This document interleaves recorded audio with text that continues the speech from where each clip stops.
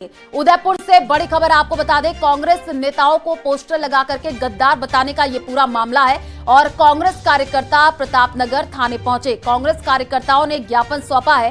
Poster लगाने वाले के खिलाफ कार्रवाई की मांग की गई है। वक्फ संशोधन बिल के विरोध पर पोस्टर लगाए थे और पोस्टर में अशोक गहलोत और सचिन पायलट को गद्दार बताया था।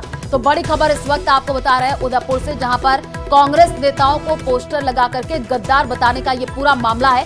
कांग्रेस कार्यकर्ता प्रतापनगर थाने पहुंचे हैं। कांग्रेस कार्यकर्ताओं ने ज्ञापन भी सौंपा है। पोस्टर लगाने वाले के खिलाफ कार्रवाई की मांग की जा रही है। आपको बता दें कि वक्फ संशोधन बिल के विरोध पर ये पोस्टर लगाए गए थे और पोस्टर में अशोक गहलोत और सचिन पायलट को गद्दार बताया गया था और वो पोस्टर भी सामने आया था, जो हमने आपको दिखाया भी था। अब बड़ी संख्या में लोग पहुंचे हैं और ज्ञापन सौंपा है।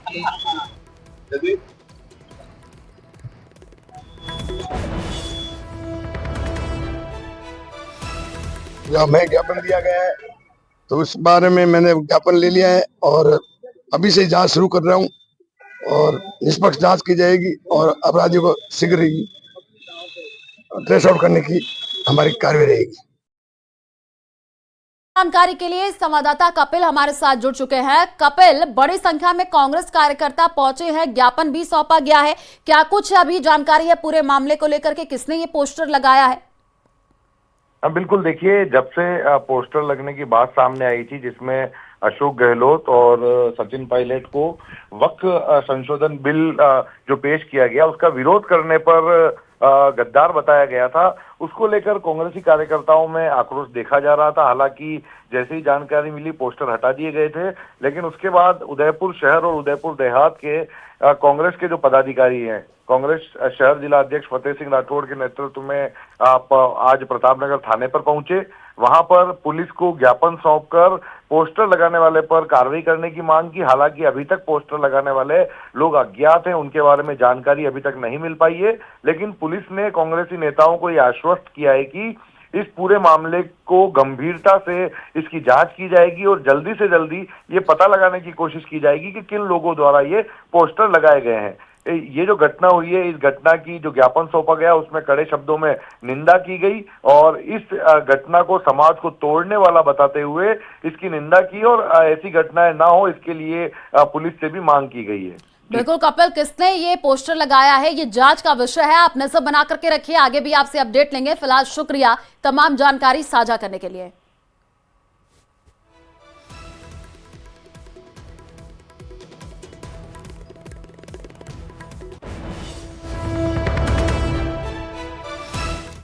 दरअसल उदयपुर में पूर्व सीएम अशोक गहलोत और पूर्व डिप्टी सीएम सचिन पायलट को गद्दार बताने वाले पोस्टर लगाए गए थे और जिसके बाद इस पूरे मामले पर सियासत छिड़ गई है। पीसीसी चीफ गोविंद सिंह डोटासरा का इस मामले में बयान सामने आया। उन्होंने कहा कि ये पूरा मामला बीजेपी की साजिश है। बीजेपी हिंदू मुस्लिम करके अपना वोट सेकना चाहती है। बीजेपी के पास खुद के काम गिनाने के लिए नहीं है।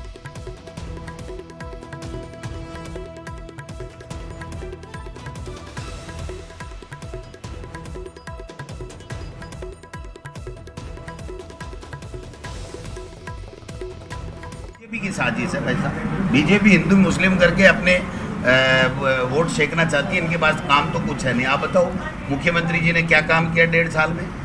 कोई काम किया? समीक्षा किसी की बाहर आई? उनकी समीक्षा सारे विभागों की 10-10 बार समीक्षा कर ली और पूर्व मुख्यमंत्री कह रही है कि एक लोटा पानी नहीं मिल रहा आदमी को और एक एक्शन को सस्पेंड कर दिया। ये समीक्षा है? देव दर्शन के लिए जाते हैं, अरे काम भी तो करो, देव दर्शन भी करो, काम भी तो करो। ये तो आपका निजीगत मामला है। मैं किसी मंदिर में जाता हूँ, मैं किसी महापुरुष के, मैं किसी देवता के, लोक देवता के धोक प्रणाम करता हूँ, उसकी आस्था मेरे दिल में है, ये मेरा व्यक्तिगत मामला है। लेकिन लोगों को रोजगार नहीं मिल रहा है, लोगों को रोटी नहीं मिल रही है, गर्मियों में पानी कैसे मिलेगा, बच्चों की शिक्षा कैसे ठीक होगी, सड़कें कैसे ठीक होंगी, उसका काम कीजिए। आप 8 महीने 10 महीने हो गए, चुनाव ही नहीं करा पा रहे हो। जब भारत के संविधान में ये बात है, कानून है, भारत सरकार का कानून है, राज्य सरकार का कानून है कि 5 साल के अंदर पंचायती राज के चुनाव और नगर निकाय के चुनाव अनिवार्य रूप से कराए जाए। 12 महीने हो गए साहब। नवंबर में आचार संहिता लग गई और प्रशासक नियुक्त कर दिए, और 3 आदमियों की हारे हुए लोगों की, एक तो राज्यसभा में है, चुने हुए नहीं है, और 2 हारे हुए लोग हैं, एक की टिकट कट गई, एक चुनाव हार गए। वो लोग सीएमओ में बैठ करके, ओटीएस में बैठ करके लोगों को धमकाते हैं, अधिकारियों को धमकाते हैं, कलेक्टरों को धमकाते हैं। और इसी बीच झुंझुनू से बड़ी खबर सामने आ रही है। माइक्रोसॉफ्ट के फर्जी कस्टमर केयर सेंटर का खुलासा। पुलिस ने बड़े अंतर्राष्ट्रीय गैंग का पर्दाफाश किया है। 3 युवतियों समेत कुल 13 लोगों को गिरफ्तार किया गया है। आपको बता दें कि 22 लैपटॉप, 22 मोबाइल के अलावा अन्य सामग्री जब्त की गई है। मंडावा के होटल में फर्जी कस्टमर केयर सेंटर चला रहे थे और कस्टमर केयर सेंटर की आड़ में लोगों की जानकारी ले लेते थे, ऐसी जानकारी मिली है। और इसके बाद साइबर ठगी का खेल शुरू होता था। आरोपियों के निशाने पर ज्यादातर अमेरिकन जो लोग हैं वो रहते थे। मंडावा पुलिस, साइबर सेल और साइबर पुलिस की ये बड़ी कार्रवाई देखने को मिली है। ग्रामीण डीएसपी हरि सिंह धायल की टीम ने बड़ी कार्रवाई की है। कस्टमर केयर सेंटर की आड़ में लोगों की जानकारी जुटा रहे थे। तो बड़ी खबर आपको झुंझुनू से दे रहे हैं, जहां पर एक बड़ा खेल चल रहा था। पुलिस ने बड़े अंतर्राष्ट्रीय गैंग का पर्दाफाश किया है।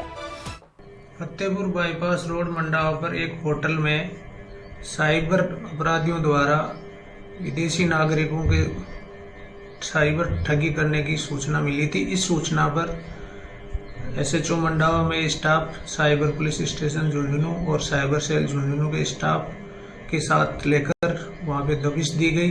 तो वहां पर 10 युवक और 3 युवतियां अलग अलग कमरों में लैपटॉप पे काम करते हुए मिले, जिन्हें चेक किया, उनके लैपटॉप में सर्च की, उनसे पूछताछ की गई तो पता चला कि ये लोग यहाँ पर बैठकर जो कोई माइक्रोसॉफ्ट संबंधी किसी कंप्यूटर लैपटॉप में समस्या आती है और वो अपनी समस्या माइक्रोसॉफ्ट के कस्टमर केयर पे शेयर करते हैं, तो वो कॉल इनके यहाँ आती है। और ज्यादा जानकारी के लिए संवाददाता हमारे साथ कृष्ण जुड़ चुके हैं। कृष्ण, फर्जी कस्टमर केयर सेंटर चलाया जा रहा था, कई लोगों की गिरफ्तारी हुई है, पूछताछ में क्या जानकारी?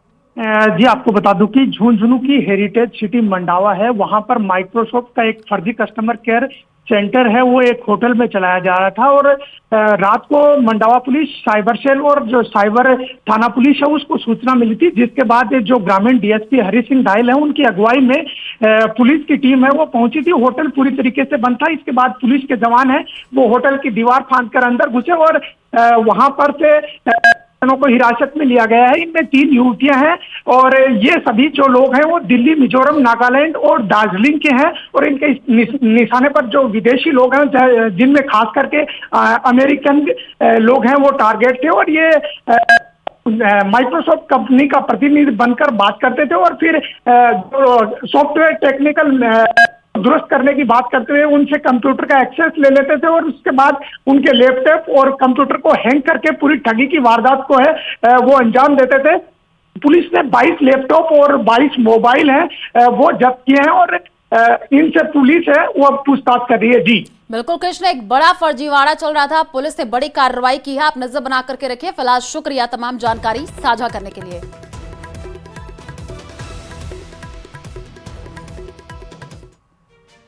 शुद्धिकरण पर घमासान। गंगा जल से शुद्धिकरण का मुद्दा कांग्रेस ने पूरी तरह हाईजैक कर लिया है। इस मुद्दे की गूंज कांग्रेस के राष्ट्रीय अधिवेशन में भी सुनाई दी। इस बीच राहुल गांधी ने भी इस मुद्दे को हवा देने की कोशिश की। उन्होंने अंबेडकर जयंती पर अलवर के उसी राम मंदिर में जाने का प्लान बनाया जिसमें गंगा जल छिड़का गया, लेकिन बाद में उसे कैंसिल कर दिया। यह रिपोर्ट देखिए।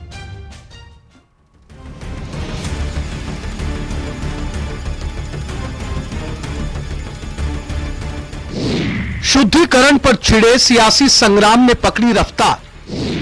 कांग्रेस ने गंगा जल के मुद्दे को दलित सम्मान से जोड़ा। कांग्रेस के राष्ट्रीय अधिवेशन में भी सुनाई दी इसकी गूंज। राहुल गांधी ने आखिरी वक्त पर रद्द किया अलवर दौरा।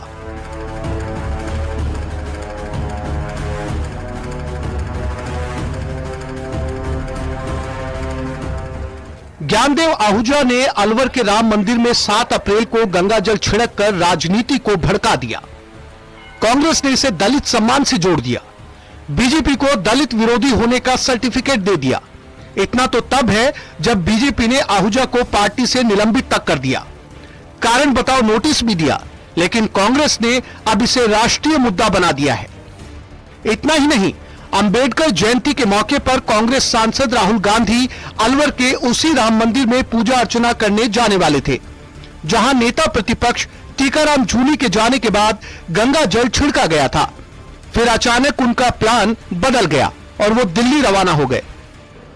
एक दलित नेता के मंदिर जाने पर गंगा जल छिड़कने के मुद्दे को कांग्रेस दलित वोट बैंक से जोड़ने की कोशिश कर रही है।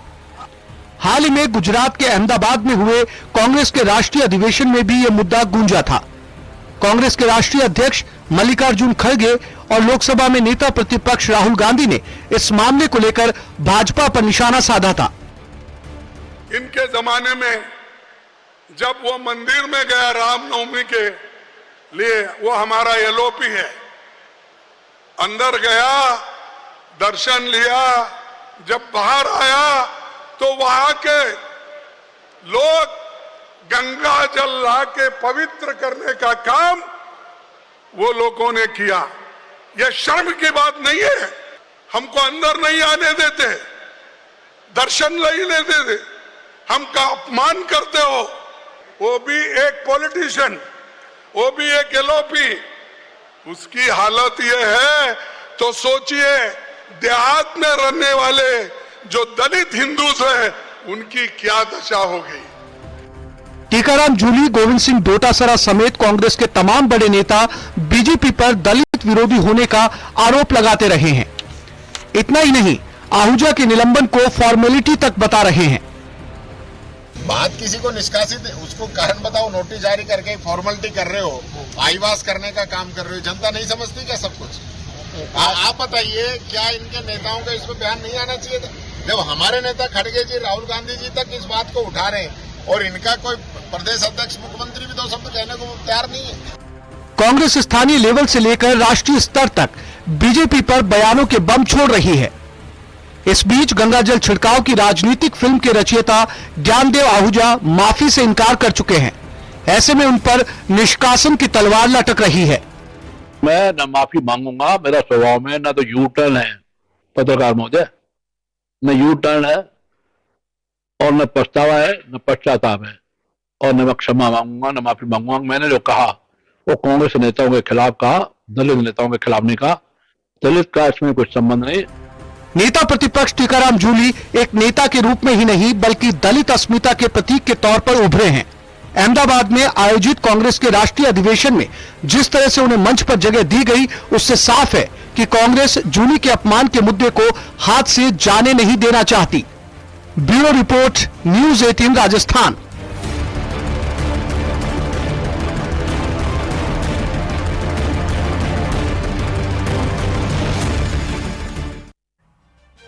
खबर जोधपुर से है, जहां एक्सपोर्ट क्वालिटी वाले बयान पर मदन राठौड़ ने सफाई दी है। उन्होंने कहा कि एक्सपोर्ट का अर्थ अच्छी बेटी, अच्छी बहन है। बिहार की बेटी राजस्थान में आई और सक्षम है, बिहार जाकर पार्टी का प्रचार करेगी, अच्छी बातें वहां भी मुखर होकर कहेगी। कांग्रेस के पास कोई मुद्दा नहीं है। ऐसा नहीं है, एक कोई योग्य है, बहुत योग्य है, उस योग्य को और क्षेत्रों में भेज करके उसकी योग्यता का लाभ दिलवाया जाना चाहिए। और यही बात हमने वहाँ कही थी कि बिहार की बेटी हमारे राजस्थान में आई और ये सक्षम है, योग्य है, तो ये वहाँ भी जाकर के हमारी पार्टी का प्रचार करेगी और अच्छी बातें वहाँ भी मुखर होकर के कहेगी। इसमें कहाँ दिक्कत की बात है? अरे एक्सपोर्ट का मतलब है कि अच्छी क्वालिटी, अच्छी बहन, अच्छी बेटी, योग्य, ये है एक्सपर्ट, ये है। आप उसको शब्द का दुरुपयोग मत करिए। अरे कांग्रेस तो देखिए, मुद्दा नहीं है कांग्रेस के पास, कांग्रेस के पास कोई मुद्दा नहीं है। हमारी सुमन शर्मा की बात कर रहे हैं, मेरी बहन है सुमन शर्मा, बिहार की बेटी है और जयपुर की बहू है, और जयपुर में आकर के महिला आयोग की वो अध्यक्ष भी राजस्थान की रही है, तो योग्य नेता है, योग्य नेत्री है, तो वो तो मैं तो चाहता हूं कि ये और क्षेत्रों में जाकर के और काम करे, इसमें दिक्कत कहाँ है? और इसी बीच जयपुर से बड़ी खबर आपको बता दें, डोटासरा ने प्रदेश सरकार पर निशाना साधा है। सीएम की पावर तो ऊपर वालों ने सीज करके रखी है। डोटासरा की तरफ से ये कहा गया है, मंत्रियों की पावर राज्यपाल ने सीज कर रखी है। मंत्रियों को जो बैठक करनी होती है वो राज्यपाल कर रहे हैं। मुख्यमंत्री समीक्षा कर रहे हैं। किस बात की समीक्षा कर रहे हो, ये कहा गया है डोटासरा की तरफ से। सुनिए। प्रदर्शन करें, अगर हम लोग खड़े होंगे एक साथ तो पता ही नहीं चलेगा। इनके तो पावर सीज हो गए, मुख्यमंत्री के तो दिल्ली वालों ने कर लिए और मंत्रियों के पावर सीज हमारे महामहिम राज्यपाल महोदय ने कर लिए। जो मंत्रियों को बैठक लेनी है वो तो महामहिम राज्यपाल महोदय ले रहे। और सुप्रीम कोर्ट कह रहा है कि राज्यपाल हो चाहे राष्ट्रपति हो, कि कानून के मुताबिक, संविधान के मुताबिक व्यवस्था है कि वो संवैधानिक पोस्ट होती है। अब आप बताओ, तो मंत्रियों का काम तो राज्यपाल कर रहे हैं और मुख्यमंत्री बैठे बैठे समीक्षा बैठक कर रहे हैं। भाई किस बात की समीक्षा कर रहे हो? एक बार इस बात की भी समीक्षा दिल्ली को कर लेनी चाहिए कि हमारी पर्ची सही थी या हमसे गलती हो गई, इस प्रदेश का तो भला हो जाए। राजस्थान में परिसीमन के मुद्दे पर सियासी घमासान तेज हो गया है। प्रदेश कांग्रेस अध्यक्ष गोविंद सिंह डोटासरा ने साफ कर दिया है कि कांग्रेस आने वाले विधानसभा सत्र में विशेषाधिकार हनन का प्रस्ताव लाने की तैयारी कर रही है। कांग्रेस का आरोप है कि प्रदेश में हारे हुए जनप्रतिनिधि ये तय कर रहे हैं कि क्या होगा और अधिकारियों पर दबाव बना करके काम करवा रहे हैं, जिसका जवाब कैबिनेट मंत्री अविनाश गहलोत ने दे दिया।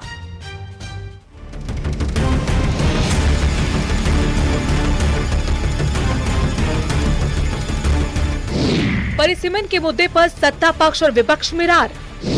विशेष अधिकार हनन प्रस्ताव लाने की तैयारी में कांग्रेस। पीसीसी चीफ गोविंद सिंह डोटासरा ने किया ऐलान।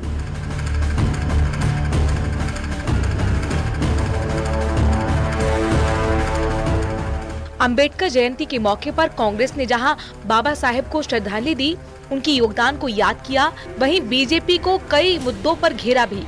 उन्हीं में से एक था परिसीमन का मुद्दा। परिसीमन के मुद्दे पर पीसीसी चीफ गोविंद सिंह डोटासरा ने बीजेपी की भजनलाल सरकार को जमकर घेरा और साथ ही ऐलान किया कि अगले सत्र में कांग्रेस सीएम के खिलाफ विशेष अधिकार हनन का प्रस्ताव लाने की कोशिश करेगी।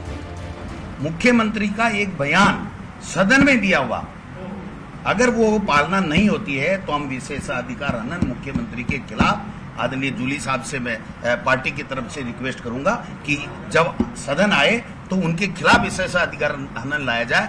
कि जब एक मुख्यमंत्री खड़ा होकर ये कहता, 3 बार कहता, इन्होंने बार बार पूछा तो कहा आप दीजिए, चुने हुए जनप्रतिनिधियों को पूछ करके हम सड़कें देंगे, ट्यूबवेल देंगे, टंकी देंगे। आज कोई पूछने वाला ही नहीं। कोई कलेक्टर कह रहे हारे हुए लाओ, चाहे 5 बार हार गया तो भी कहे उसी के लिए आओ, वही है हमारा तो मालिक। विशेष अधिकार हनन का प्रस्ताव एक संसदीय प्रक्रिया है जो तब लाई जाती है जब किसी सदस्य को ये लगता है कि किसी मंत्री या सदन के किसी अन्य सदस्य ने सदन या उसके किसी सदस्य के विशेष अधिकारों को हनन किया है, उल्लंघन किया है। सरल शब्दों में ये प्रस्ताव तब लाया जाता है जब किसी सदस्य को लगता है कि सदन या उसके किसी सदस्य के विशेष अधिकारों या सम्मान को ठेस पहुंचाई गई है। प्रदेश में परिसीमन पर सियासी घमासान तेज हो गया है। डोटासरा ने साफ कर दिया है कि कांग्रेस इस मुद्दे को सदन में पुरजोर तरीके से उठाएगी। तो वहीं सामाजिक न्याय एवं अधिकारिता मंत्री अविनाश गहलोत ने कांग्रेस के इन आरोपों पर तीखी प्रतिक्रिया दी है। अविनाश गहलोत ने कहा कि कांग्रेस सरकार के वक्त पुनर्गठन के नाम पर जो गड़बड़ी हुई उसे ठीक किया जा रहा है और कांग्रेस विपक्ष में बैठकर सिर्फ बयानबाजी कर रही है।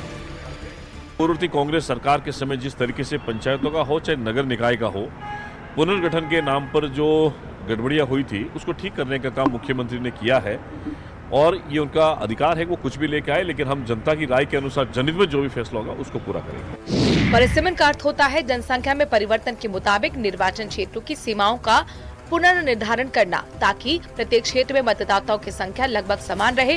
राजस्थान में पिछले परिसीमन 2008 में और 2001 की जनगणना के आधार पर हुआ था।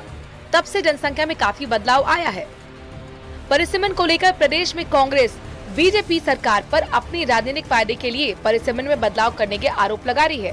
कांग्रेस का आरोप है कि बीजेपी अधिकारियों पर दबाव डालकर अपनी मर्जी से पंचायतों और वार्डों का सीमांकन करवा रही है, जिससे नियमों का उल्लंघन हो रहा है। Bureau report, news 18 Rajasthan.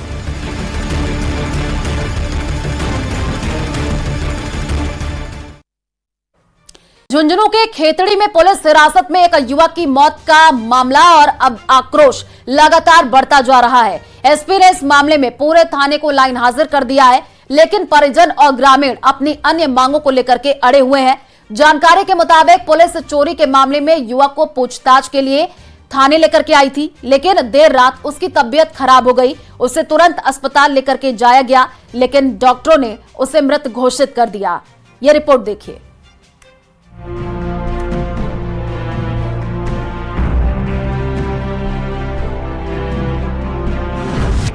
Police हिरासत में युवक की संदिग्ध मौत। चोरी के मामले में पुलिस कर रही थी पूछताछ। तबीयत बिगड़ने पर अस्पताल में कराया गया था भर्ती। रात को करीब 10:30 बजे पप्पू मीणा की अचानक हवालात में तबीयत बिगड़ी, जिसके बाद उसे पुलिस खेतड़ी के राजकीय उप जिला अस्पताल लेकर पहुंची, जहां पर आधे घंटे तक चिकित्सकों ने उसका इलाज किया, मगर तबीयत में कोई सुधार नहीं हुआ। इसके बाद उसे झुंझुनू के लिए रेफर किया गया। झुंझुनू के राजकीय बीडीके अस्पताल में चिकित्सकों ने उसे मृत घोषित कर दिया।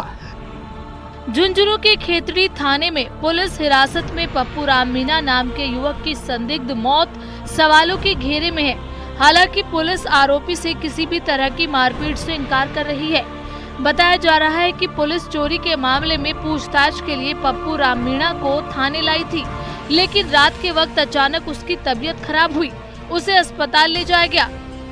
मेरे भाई पप्पू को पकड़ के लेकर आए। हम 2 बार 2 पिकअप लाए।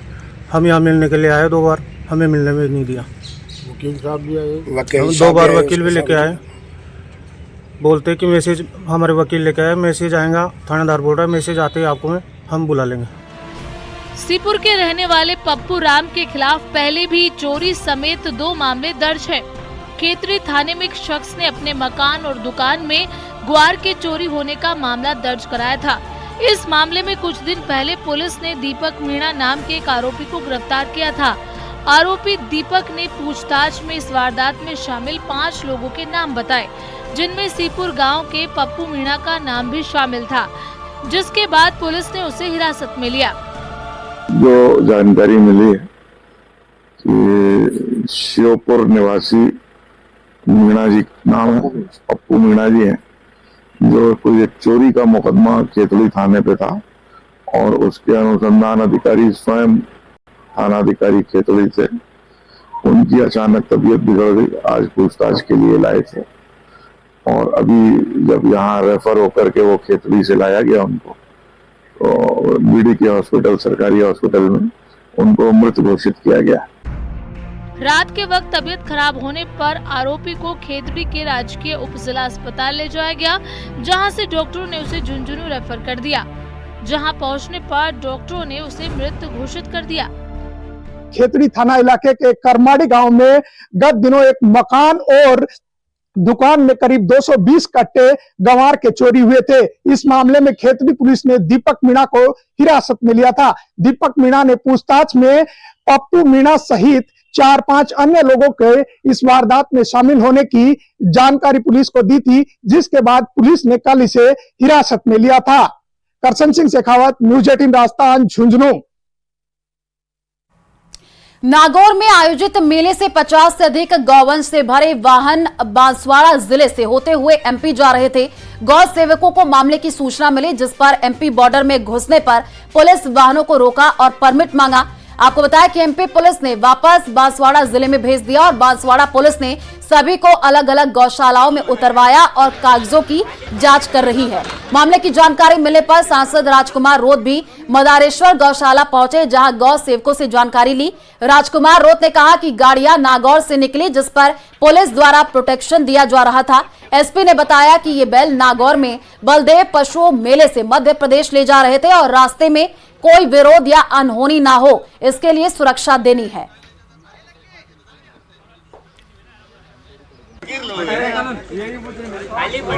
भरा है गोवंश का और वहीं से ये जितनी भी गोवंश है, ऐसी संख्या बताई है, सभी हमारे गोभक्तों ने पकड़ी भी हैं। 52 गाड़ियां हैं और उसमें 388 गोवंश अभी तक बांसवाड़ा में छुड़वाया गया है। और ऐसा बताया जा रहा है कि लीगल है। जब लीगल है तो फिर बार बार स्टेटमेंट चेंज क्यों हो रहे हैं? 52 टरके हैं ऐसे जो गो तस्करी से मध्य प्रदेश में जा रहे थे और ग्रामीणों ने रोका और पुलिस ने उनको प्रोटेक्शन दिया है। पुलिस ने जो रोका था उनसे मारपीट किया, लाठीचार्ज किया और ट्रक ड्राइवरों को कहा था कि उन पे चढ़ा दो, जो हमें जानकारी मिली है भी, और वो वीडियो भी आ रहा है जिसमें मारपीट करती हुई पुलिस ने सारा प्रोटेक्शन दिया है। और यहाँ तक जो ट्रक ड्राइवर है उनके अंदर से मिर्चियाँ मिली है, मिर्ची पाउडर मिला है, उनके हथियार मिले और बंदूकों से उनको डराया गया है। कुछ गाड़ियों में जो वैध तरीके से क्रय करके नागौर पशु मेले से जो गौवंश आ रहे थे जिनके पास परमिट था, तो मध्य प्रदेश में बॉर्डर पे जब पहुंचे तो पुलिस प्रशासन द्वारा स्थानीय विशेष अधिनियम के तहत परमिट मांगा गया, जो ये अभी उनके अधिनियम के हिसाब से परमिट शो नहीं कर पाए। तो अस्थायी तौर पे अभी जो गौवंश है वो गौशालों में अलग अलग जगह पर व्यवस्था की गई है। और धौलपुर से एक बड़ी हैरान कर देने वाली खबर सामने आई है। क्याथरी गांव में मामूली विवाद में एक महिला ने अपनी जान दे दी। जानकारी के अनुसार पति के सब्जी नहीं लाने से नाराज पत्नी ने खुद पर डीजल डाल करके आग के हवाले कर दिया। परिजनों ने बताया कि मृतका ने पति को फोन करके सब्जी लाने को कहा था, लेकिन बाजार से लौटते समय व्यक्ति सब्जी लाना भूल गया, जिससे नाराज होकर के पत्नी ने कमरे में जाकर के खुद को आग के हवाले कर दिया। घटना की जानकारी मिलते ही स्थानीय पुलिस मौके पर पहुंची है। शव को कब्जे में लेकर के मामले की जांच शुरू कर दी गई है।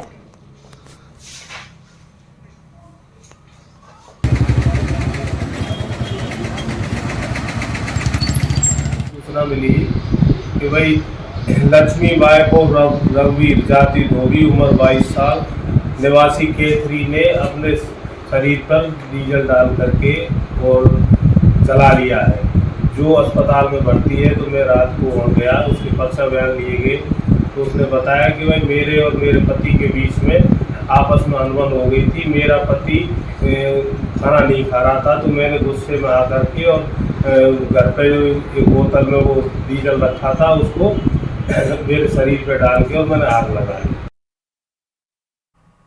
और अब बात खाकी वाला नटवर लाल की। अजमेर में पुलिस कांस्टेबल द्वारा सैकड़ों पुलिस कर्मियों के साथ ज्यादा पैसों का लालच देकर ठगी करने का मामला सामने आया है। पिछले 1 साल से चल रहे ठगी के इस खेल को लेकर लगातार शिकायत मिल रही थी। केस दर्ज होने के बाद आरोपी कांस्टेबल को सस्पेंड कर दिया गया। साथ ही इस मामले की जांच शुरू कर दी गई है। क्या कुछ ये पूरा मामला रहा, समझिए इस रिपोर्ट में।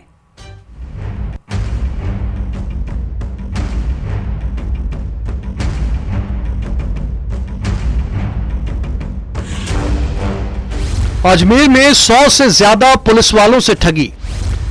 कांस्टेबल ही निकला ठगी के खेल का मास्टरमाइंड। करोड़पति बनाने का करता था दावा। किसी ने पत्नी के गहने तो किसी ने लोन लेकर किया निवेश। अजमेर में 100 से ज्यादा पुलिसकर्मियों से 50 करोड़ से ज्यादा की ठगी हुई है और इस ठगी का मास्टरमाइंड कोई और नहीं, उन्हीं का साथी पुलिस वाला निकला। आरोप है कि उसने कंपनी में इन्वेस्टमेंट के नाम पर 4 गुना मुनाफे का लालच दिया। दावा करता था कि कुछ ही महीने में सभी पुलिसकर्मियों को करोड़पति बना देगा। फिलहाल आरोपी कांस्टेबल पवन कुमार मीणा अपने शिक्षक भाई के साथ फरार चल रहा है। ठगी के इस मामले को लेकर सिविल लाइन थाने में शिकायत दर्ज करवाई गई है। सिविल लाइन थाने के अलावा ही क्लॉक टावर थाने में भी आरोपी दीपक कुमार नाम के कांस्टेबल ने लाखों रुपए की धोखाधड़ी का मुकदमा दर्ज करवाया है। उसका आरोप है कि पवन कुमार ने उन्हें ज्यादा पैसे का लालच दिया, जिसके चलते उन्होंने सोने के गहने बेचकर लाखों रुपए का इन्वेस्ट कर दिया, लेकिन अब तक रुपए नहीं लौटाए गए। इसके अलावा यह बात भी सामने आई है कि इस मामले में पुलिसकर्मी समेत कई और लोग भी शामिल हैं। पुलिस ने जब इस मामले को लेकर जानकारी जुटाई तो पता चला कि करौली कोटड़ा निवासी पवन कुमार छुट्टी पर चल रहा है। जानकारी के अनुसार पवन कुमार ने पुलिस लाइन के साथ ही अलग अलग स्थान में तैनात जवानों को पहले निशाना बनाया। ऐसे भी कई मामले सामने आए जिनमें से कुछ कांस्टेबल शिकायत दर्ज नहीं करवा पाए। आरोपी पवन कुमार का भाई कुलदीप मीणा शिक्षा विभाग में सीनियर शिक्षक पद पर तैनात है। वो भी लंबे समय से फरार चल रहा है। इस बीच पवन मीणा का एक वीडियो भी सामने आया है, जिसमें वो अपने किसी साथी से पैसों को लेकर बात कर रहा है और उसे भरोसे में लेने की कोशिश कर रहा है। मेरे पास 2 ऑप्शन है, वहां से यदि नहीं आएगा या लेट हो जाएगा ना तो मेरे पास एक ऑप्शन है, उसको बोलूंगा मैं, मेरा दोस्त है हाँ तो भाई ये अब तू 22-20 करोड़ रिलीज कर। हाँ तो यदि वो दे देगा तो ठीक है, और नहीं देगा तो नहीं देगा यार, उसके ऊपर है। अब मैं जाता ना, अब तो मैं 5 तारीख को तो ले आता, पहले वो 65 लाख लिखा था, वो काट पीट के और फिर ये हटा दिया पूरा। हाँ हाँ हाँ। पवन कुमार अजमेर की पुलिस लाइन में तैनात था। फिलहाल पुलिस मामले की जांच में जुटी है। आरोपी पुलिसकर्मी पवन मीणा को सस्पेंड करने के साथ ही एक टीम का गठन कर दिया गया है, जिससे कि उसकी गिरफ्तारी की जा सके। अजमेर से न्यूज़ 18 राजस्थान के लिए अशोक सिंह भाटी की रिपोर्ट।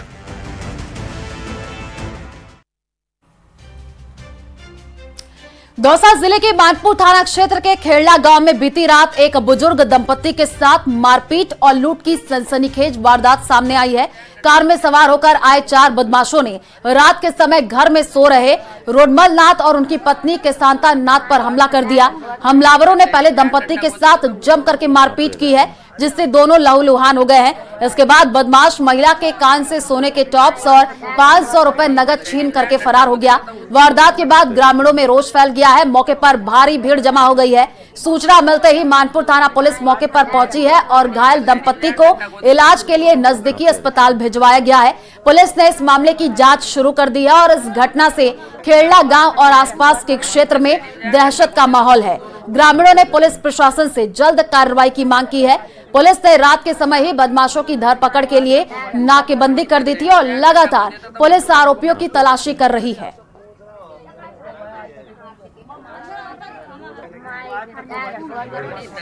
बाबा क्या हुआ? 1:15 बजे आए साहब रात का। अच्छा। मारुति गाड़ी से आए थे और 2 जना तो बाहर रह गया और हम सो रहे थे दोनों अलग अलग खाटों पे।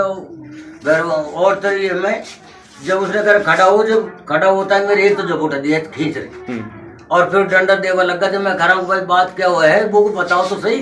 वो ने तो बूझे आता है कहीं भी कौन पैर बहन सुखाइए माल दे और कोई बात ही नहीं। जब मुझको मतलब ऊपर मेरे छाती दे दी बहन, जब तो मुझको छोड़ आए या का सोना का टोकन है उनको ले गया और 400-500 रुपया और मेरा आधार कार्ड उनको ले गया। हो साहब कोटा के भीतरी इलाके छावनी और कोतड़ी सहित आसपास के इलाकों में लोगों को दूषित पानी पीने के लिए मजबूर होना पड़ रहा है और ऐसे में स्थानीय लोगों ने मटका फोड़ करके विरोध प्रदर्शन किया है। दरअसल इलाके में गंदी नालियों से गुजर रही पानी की पाइपलाइन में लीकेज के चलते लोग दूषित पानी पीने के लिए मजबूर हैं।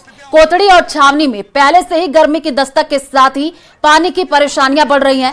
कम दबाव से पानी मिलने के चलते लोगों को भारी परेशानियों का सामना करना पड़ रहा है और ऐसे में नलों से दूषित पानी मिलने से अब नई बीमारियों का जो खतरा है वो भी बढ़ता जा रहा है। स्थानीय लोगों ने जल्द समस्या का समाधान नहीं करने पर जलदाय विभाग के कार्यालय का ताला लगाने और आंदोलन की चेतावनी दी है।